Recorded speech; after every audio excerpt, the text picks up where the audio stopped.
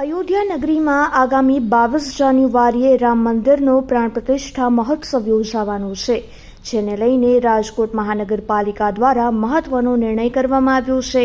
આગામી 22 જાન્યુઆરીએ રાજકોટ શહેરમાં બનેલા રામવનમાં લોકોને ફ્રીમાં પ્રવેશ આપવામાં આવશે। રાજકોટ મ્યુનિસિપલ કોર્પોરેશન દ્વારા અયોધ્યામાં 22મી જાન્યુઆરી જ્યારે ભગવાન શ્રી રામના મંદિરનું લોકાર્પણ થવા જઈ રહ્યું છે, આજે સમગ્ર દેશ રામમય જ્યારે થશે તેના ભાગરૂપે રાજકોટ મહાનગરપાલિકા દ્વારા આજે જાહેરાત કરવામાં આવી છે કે રામવન 22મી તારીખે નિઃશુલ્ક પ્રવેશ આપવામાં આવશે।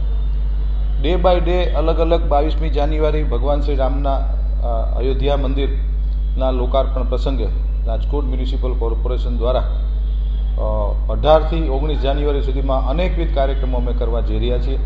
તેના ભાગરૂપે આજે અમે જાહેરાત કરી છે કે રામવનની અંદર નિઃશુલ્ક પ્રવેશ રહેશે।